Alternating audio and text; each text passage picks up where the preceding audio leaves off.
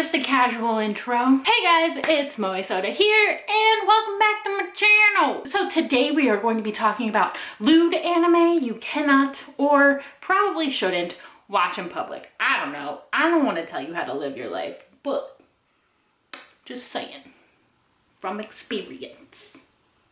And what better way to intro the video than with my lewd complex hoodie, you know? As if I don't wear this hoodie in every single video. So a while ago I came across a video by Get in the Robot called Good Anime You Can't Watch in Public. And since I've watched that one, they've put out a part 2 to that one. I really enjoyed them, so I thought I'd make a list of my own. But we don't want to talk about good anime here. We don't. We want to talk about the trashiest, lewdiest, raunchiest anime. Because I don't know about you guys, but that's kind of my favorite. I said it, okay? I said it. I love trash. I love trash anime. You probably hate it, but I love it. And you know, it is what it is. Trash queen, right here. Thank you, thank you. Trash queen. We're here as a support group of lewd anime watchers. This is a safe space. This is a safe space.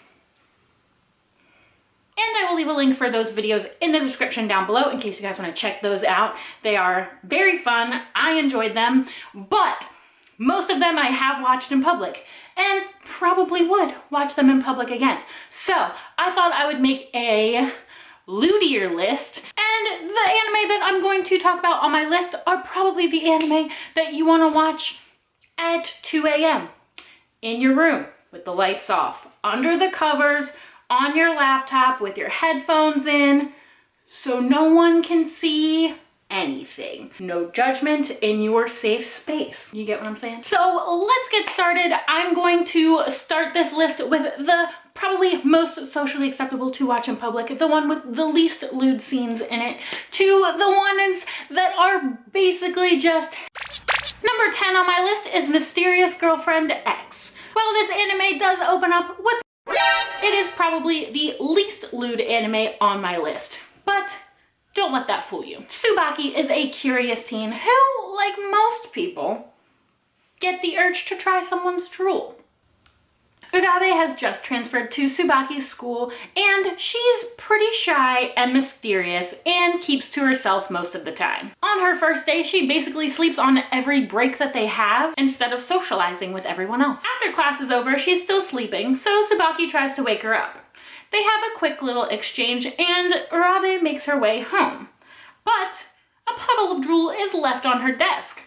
I mean,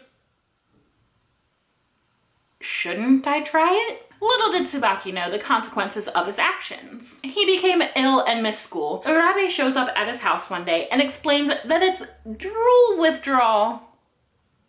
That's right. I can't even make this stuff up. This series chronicles their relationship from that moment. You know, a normal high school relationship based on tasting and experimenting with each other's drool.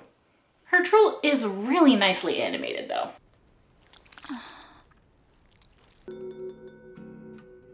This series is actually really charming, and while it seems like it's lewd on the outside, the bond that Tsubaki and Urabe creates in this series really is pretty pure at heart. You might have to explain a few scenes of drool tastings. I really do love Urabe's voice actor though. Like, nice. Number 9 on my list is Maggie Moji Rumoro. And if you've been following me on Instagram, I loved this anime. I recently just finished, discovered, and binged it all. Everything. I am in love. So if you have been following me on Instagram, I've been posting about it a lot.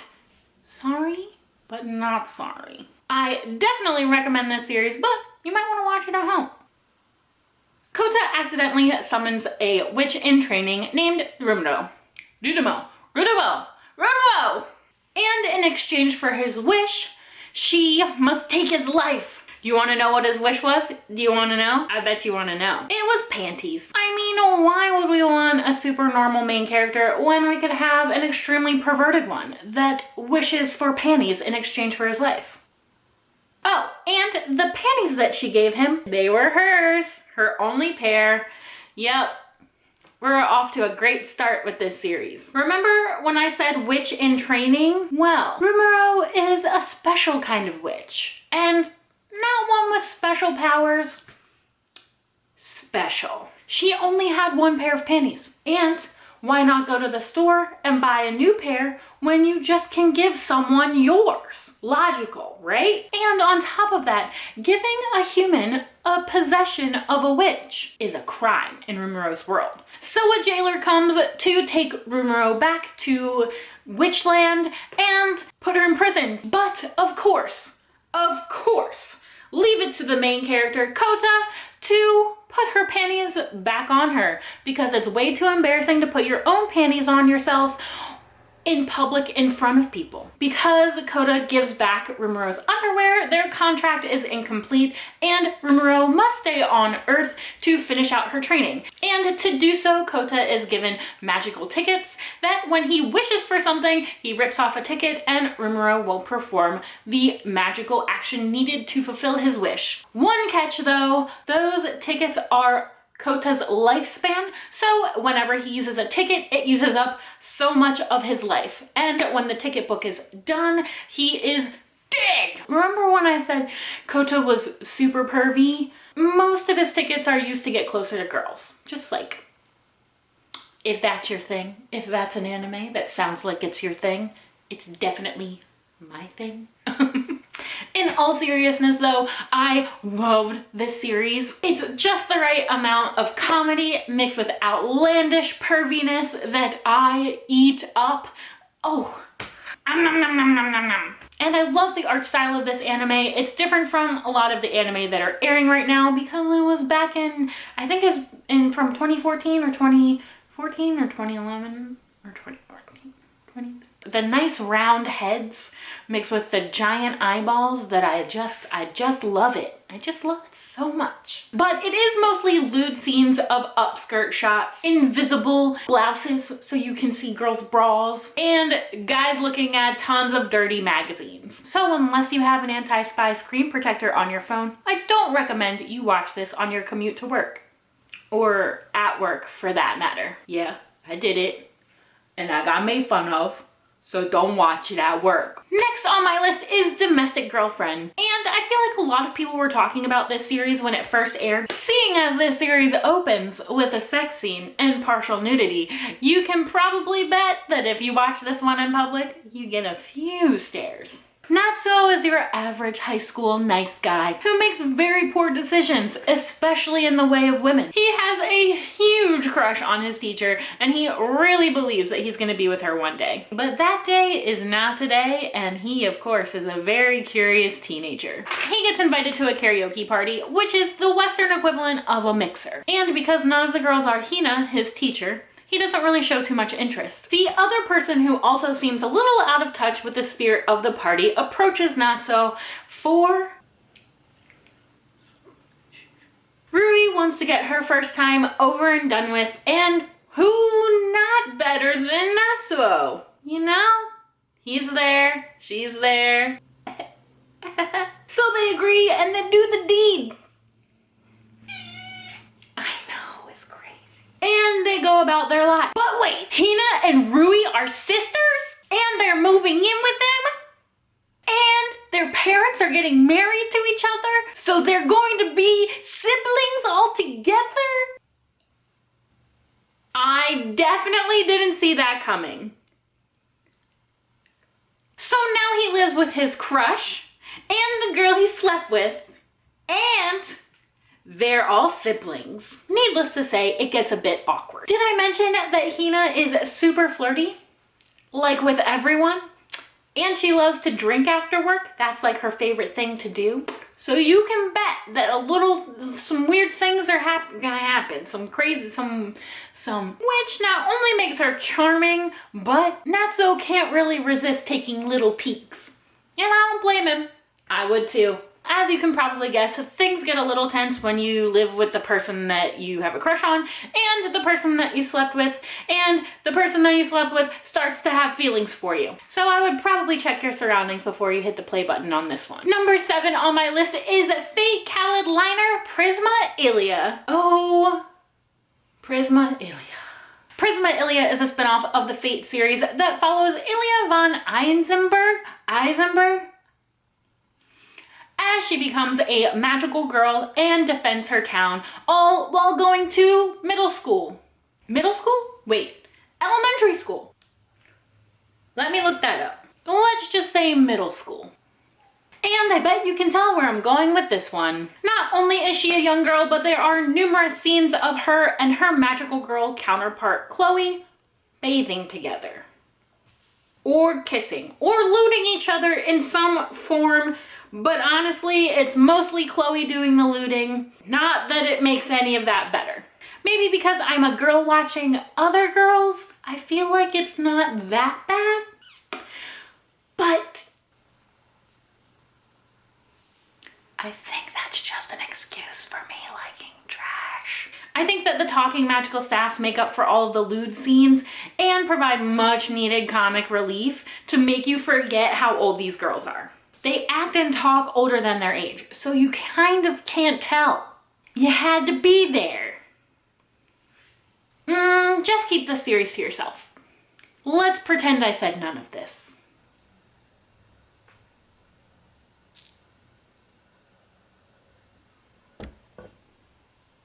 Number 6 on my list is Scum's Wish. Let's talk about a series that's a little more adult. Scum's Wish is a little bit more of a mature take on relationships in high school, probably a lot more cynical, but a little bit more real, down to earth. Bring it back down from the Prisma Ilya vibes. Hana and Mugi have decided to be each other's replacements for the person that they actually want to be with. Unfortunately, both of their loves are unrequited and they're tired of being alone and lonely all by themselves, so they decide to be in a relationship with each other, kind of like a friends with benefits situation. As soon as the person's love gets requited, then they'll break off their relationship. Or if they start feeling feelings for each other, then they will also break off their relationship. Basically, friends with bends. Obviously that can't work. I know it, you know it, they know it, but they go along with it anyway. What I think is really cool about this series is that Hana and Mugi, without really knowing it, are completely themselves around each other. And their relationship that they have with each other is kind of like the basis of a perfect relationship. And they don't really realize it because they're focused on pretending that each other is someone else, when they've got a pretty solid foundation, like right from the start. It offers a little bit of a different perspective of love that most series don't even delve into. You know, anime is usually mostly outrageous harems and unrealistic expectations that would never actually happen in real life, whereas Scum's Wish is way more down to earth, way more relatable. This is definitely something that would happen in real life. It's happening right now, and it's very refreshing. The next anime on my list is Mineta.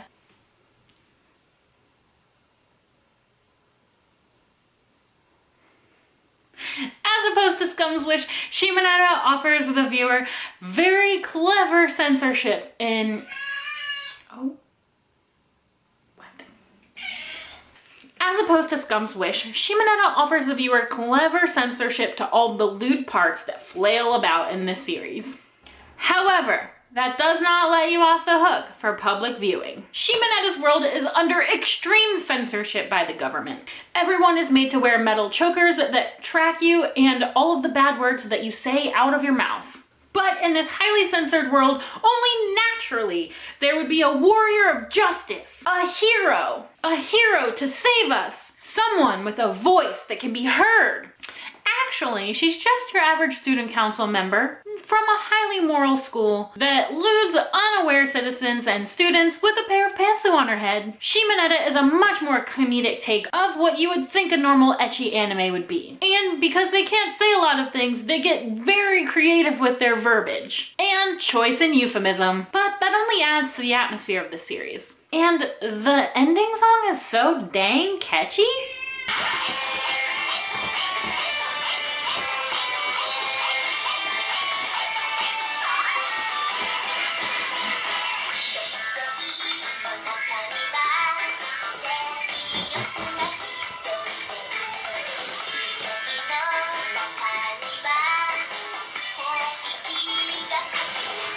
Okay, that's enough of that. Excuse you. And we've come to the number 4 spot on my list, which is To Love Rue. I mean, the OP is made up of cutscenes of half-naked alien girls and close-ups of their impeccably sewn clothing. In case you haven't heard of To Love Rue, Rito has been trying to get up the nerve to ask out his longtime crush, Saionji. But if we're being honest, I'd say stay away from all of the girls named Saionji. It's not Saionji? Dang, that was a good joke though. Luckily, before he gets the chance, a giant alien spaceship crashes right into him, knocks him off balance, puts a stop in that confession. But it doesn't end there. And later on that night, an alien shows up naked in his bathtub. Sounds like the perfect plot to me. Lala and Rito have a few bathroom antics, and it turns out that Lala is actually running away from a marriage. Well, not like an actual marriage, but just her dad wants her to marry, and he keeps presenting her with tons of fiancé choices, and she doesn't like any of them. Just when Lala was about to explain, some bodyguards come in and destroy Rito's room, and they're trying to take Lala back to Deviluk, the planet that she's from. But they are unsuccessful, and Lala remains on Earth with Rito, and moves in, and takes over his life. To Love Rue is about the antics that Lala reigns on Earth, and Rito never actually ever being able to tell Sairenji, got it right that time, how he actually feels. And that's basically this series in a nutshell. Rito is always trying to tell Sairenji how much he cares about her. His plans always get foiled by Lala and whatever Lala has in store. She's a girl with a lot of baggage. Despite being on the lewdier side of this list, I really do think that To Love Rue is really charming. It's really fun to see Rito try and get out of crazy situations that Lala accidentally puts him in. I haven't watched all of To Love Rue, but I really want Sairenji to confess to Rito, because I think it's going to change the entire dynamic of the series, especially because more and more girls keep getting introduced to the equation that also put a damper in Rito's plans, and obviously like Sairenji's too, because Sairenji is always trying to confess or stand out in some way, but she's also super nervous. So yeah, I'm just really excited to see how that all plays out. The soundtrack of To Love Rue really reminds me of older anime, and the cuteness mixed with the lewd scenes really just do it in for me. Really selling it. I'm eating it up. And you know, it is a show about aliens that look like devil girls, so I'm into it. So I'm into it. So you know I'm into it.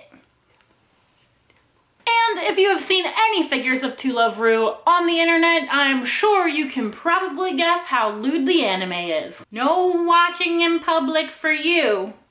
I see you. I see you trying to watch it in public. Alright, we are getting into the top 3, and you can tell these are getting very lewd.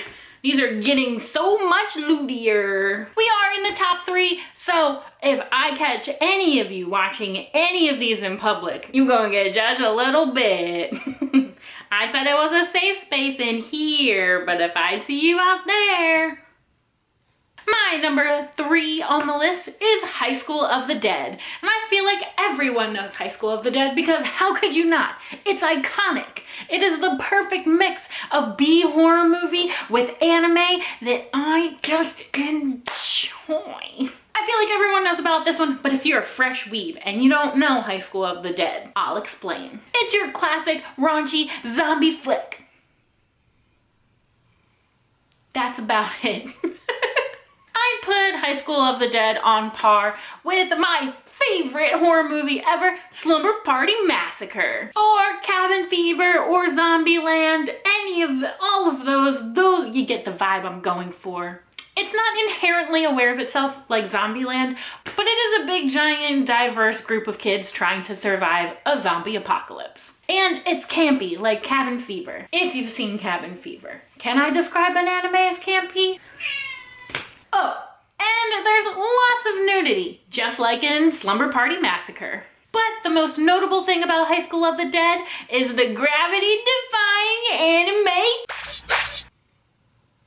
If you want to know about High School of the Dead, just go watch it. It's only 12 episodes, and it's the best 12-episode anime of zombies and that you will ever find. And we're down to the top 2 animes on my Lewd anime you can't watch in public list. Now, the next 2 on my list, I had a very hard time deciding which slot it should be, so you could probably just interchange both of these into either the number 1 or the number 2 slot. It depends on your idea of lewdness in anime. So let's just get on. Let's just get on with it. The number 2 spot on my Lewd anime list is Monster Musume. I said it, Monster Musume, okay? And I think that I hope most people know the reasoning behind this. But for those of you that don't, I'll explain it. Monster Musume opens up with a snake girl trying to warm up from a chilly night's sleep with her human counterpart by squeezing him to death with her boobs. So you know it's about to get freaky! It has the usual harem trope of some kind of demon, alien, animal, human hybrid of a character base that must coexist with humans and learn our way of life and loot us in the process. Monster Musume is another one of those cultural exchange animes where the existence of monster girls becomes public knowledge, and they start a foreign exchange program to help understand each culture. And with this foreign exchange program, there are a few rules, one of which, the most important rule being that you cannot procreate. And of course, Monster Musume takes this to the limit. Kimihito's parents are away, and the foreign exchange ambassador, Mrs. Smith, keeps pushing monster girls onto Kimihito until his house is lively with lots and lots of monster girls who have no idea about the social constructs of this world. So you can bet a lot of things happen. And of course, all of the girls are attracted to him. Most of this series is about Kimihito and how he teaches all of these girls the way of human life, and he learns a lot about each species that he is living with. There is Mia, a snake girl, Centauria, a centaur, Poppy, the bird, Mero, the mermaid, Sue, the slime, which that character is specifically for looting. Like I don't care what you think, and it's just for looting. Arachne, the spider, and Lala, but I'm not even sure what she is. I just wonder how any of these girls are gonna survive. This series goes full on without actually going full on, if you know what I mean. There are scenes of tickling tails and birthing eggs and riding centaurs and much more I'll let you imagine or watch in your free time. But how I talked about earlier, at 2 a.m. in your bedroom, under your covers, in your laptop with the headphones in, because nobody wants to hear you watch this one. It's basically okay, it's just basically all of the girls make all of the groaning noises all of the time. I probably would have put it at number 1, but I am much more a fan of the one on my number 1 slot, which gives me a good transition into the number 1 spot on my list, which is High School DxD. Fine, I'll say it. which is High School DD. You happy now? Okay. I feel like High School DD has the plot that we all want, but we don't actually ever get.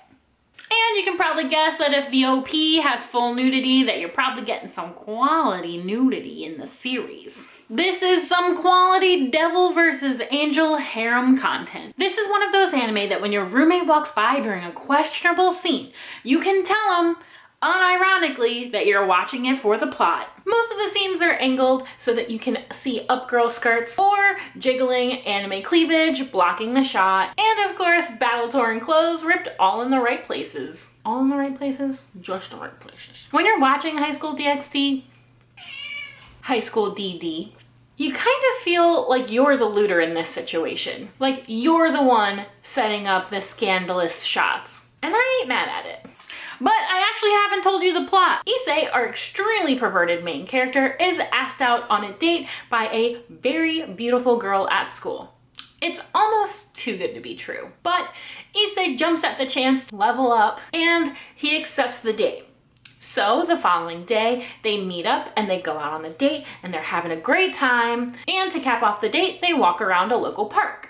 Unfortunately for Issei, it was too good to be true. The girl he was on a date with reveals that she is actually a fallen angel named Raynar, and she asks him to die for her, then attempts to kill him.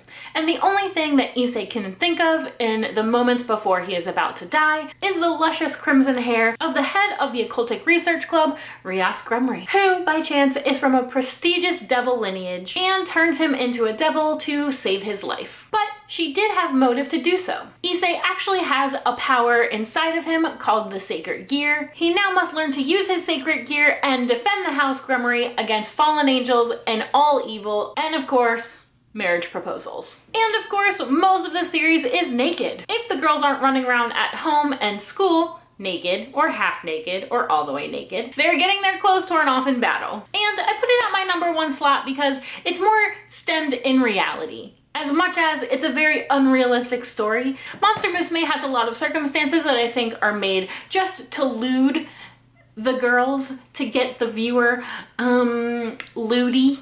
Whereas High School DD feels like you're watching a secret unfold, like you've been let in on some kind of secret society or secret that nobody else knows, but that feels a little bit more realistic and genuine, which personally I gravitate towards. So of course I had to put DD at the top of my list. And for a lot of Monster Musume, I could not even fathom the lewdness that occurred. Am I giving High School DD too much credit? Well, I liked it. And that was my list. Now, if I catch any of you guys watching these series in Starbucks, on the bus, on the train, in the grocery store, walking around while your girlfriend shops for your lunches for the week, you have been warned. That's it. Bye. Baka? Anta baka? Back. The baka? Baka yo. I should probably have some undies.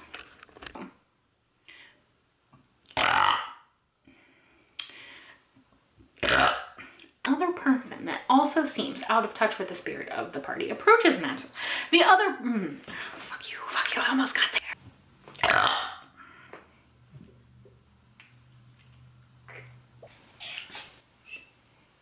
We're filming. Okay, I love you. Monster Musume is another one of those cultural things. Prisma Ilya. I was too excited about that. Yeah, I love you. Yes, baby.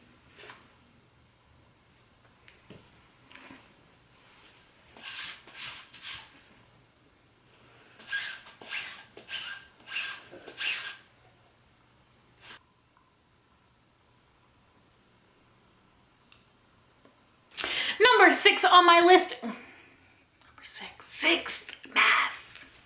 Scum's Wish has a very mature take on what's going on in it.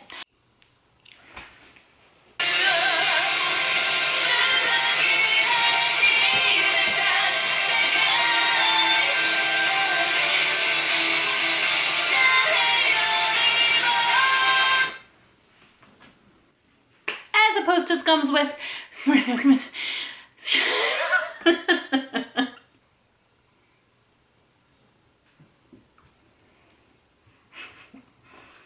As opposed to Scumswish, why can't I say this line? As opposed to Scumswish, Mineta offers the oh my god, who lewds unaware citizens and students with pantsu on her head.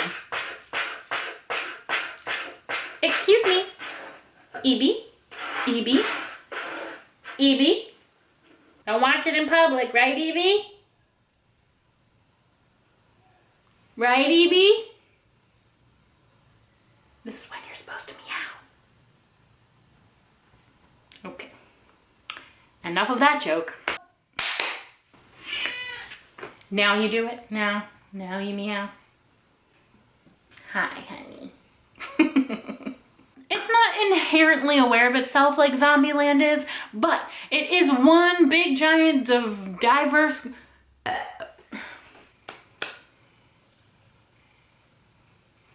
lots of blood, lots of zombies. There you go. Evie! Evie!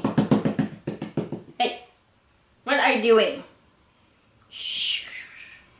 Monster Musume opens with a snake girl trying to give birth. No, that's not how it's not how it opens. Most of the shots are set up instead of what's actually glowing on to drive the plot. And also learns a lot about their different things that they have with each other. Nope. Rito has been trying to get up. Rito is trying to be. What am I saying? And of course, Battletone's clothes. What does that mean? Poppy. Is she the bird? I think Poppy's the bird. Okay, I think that's enough.